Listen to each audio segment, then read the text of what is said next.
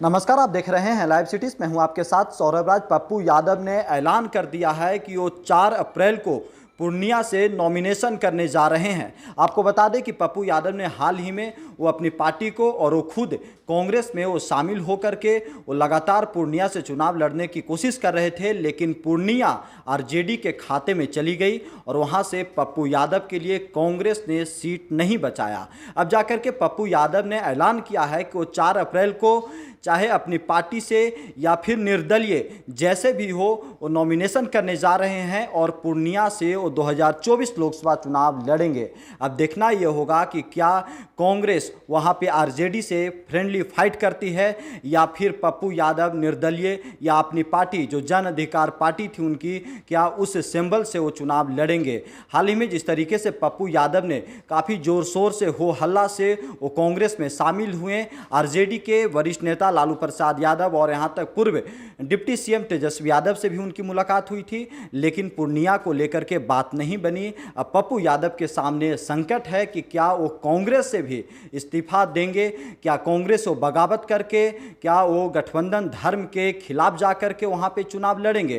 पप्पू यादव आज के समय में कांग्रेस में हैं, वो खुद बता रहे हैं कि वो कांग्रेस को मजबूत करेंगे बिहार में और राहुल गांधी को प्रधानमंत्री बनाना उनका लक्ष्य है। लेकिन पूर्णिया में जो जिस तरीके से पप्पू यादव आरजेडी के खिलाफ चुनाव लड़ेंगे, क्या उससे पूरे बिहार में आरजेडी और कांग्रेस के बीच में रिश्तों में खटास आएगी। आज के समय में पप्पू यादव को लेकर के पूरे बिहार में पूरे देश में ज़्यादा चर्चा हो रही है। लगातार कहा जा रहा है कि पप्पू यादव पूर्णिया से किस तरीके से चुनाव लड़ेंगे, किस हाल में चुनाव लड़ेंगे, क्योंकि अब पप्पू यादव के पास बहुत कम ऑप्शंस बचे हैं, क्योंकि कांग्रेस वहां पे सीट नहीं ली, आरजेडी के खाते में वो सीट चली गई है। लेकिन पप्पू यादव अभी भी कांग्रेस में है, लेकिन वो चुनाव लड़ेंगे और जो कांग्रेस के शीर्ष नेतृत्व हैं, चाहे दिल्ली हो या बिहार, वो कहीं से भी पप्पू यादव को हरी झंडी नहीं दी जा रही है चुनाव लड़ने के लिए। अब पप्पू यादव क्या कांग्रेस से बगावत करके क्या अपने पार्टी के खिलाफ जाकर के चुनाव लड़ेंगे।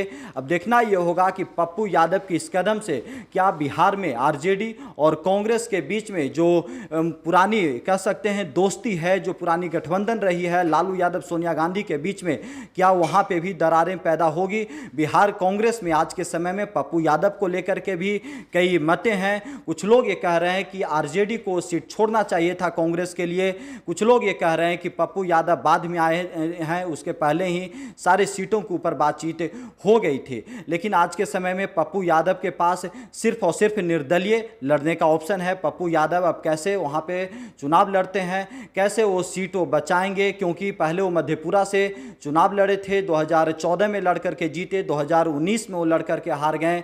उसके बाद से वो पिछले 1 साल से पूर्णिया में वो खूंटा गाड़ करके लगातार कोशिश कर रहे थे, मेहनत कर रहे थे वहाँ से कांग्रेस के सिंबल पे चुनाव लड़ने के लिए। लेकिन तेजस्वी यादव और आरजेडी के राष्ट्रीय अध्यक्ष लालू प्रसाद यादव ने पूर्णिया सीट अपने खाते में रखे और वहाँ से बीमा भारती को, जो जेडीयू के विधायक रही हैं, उन्हें जेडीयू से ला करके आरजेडी में शामिल करवाया और फिर बीमा भारती को पूर्णिया से सिंबल दे दिया गया। अब पप्पू यादव के सामने वहां पे जेडीयू से भी लड़ने के लिए और आरजेडी से लड़ने के लिए भी उनकी अपनी योजना होगी।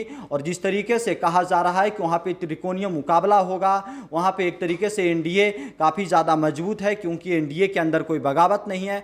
लेकिन अब कांग्रेस के नेता पप्पू यादव, आरजेडी के नेता बीमा भारती दोनों आमने सामने हैं। अब देखना ये होगा कि त्रिकोणीय मुकाबले में क्या परिणाम आती है। आपको बता दें कि पूरे सीमांचल के इलाका में पप्पू यादव का एक अपना नाम है, उनका एक अपना कह सकते हैं पहचान है। वो लगातार पूरे पूर्णिया कह सकते हैं, मधेपुरा, सुपौल, सभी जगह पे पप्पू यादव घूमते रहते हैं। लेकिन इस बार पूर्णिया से वो लड़ने का मन बना लिए हैं और उन्होंने अपने लोगों से निवेदन किया है, लोगों से लगातार वो रिक्वेस्ट कर रहे हैं कि पूर्णिया में वो आए। जब उनका नॉमिनेशन होगा तो पूर्णिया के सम्मान की लड़ाई के लिए वो पूर्णिया में रहें और सभी लोगों को, अपने समर्थकों को वो पूर्णिया बुलाए हैं। अब देखना ये होगा कि पप्पू यादव के लिए कितने लोग पूर्णिया पहुंचते हैं। अगर अभी तक लाइव सिटीज को यूट्यूब पे सब्सक्राइब नहीं किए हैं तो सब्सक्राइब कर लीजिएगा, फेसबुक पे भी लाइक कीजिएगा और ट्विटर पे भी हमें फॉलो कीजिएगा। धन्यवाद।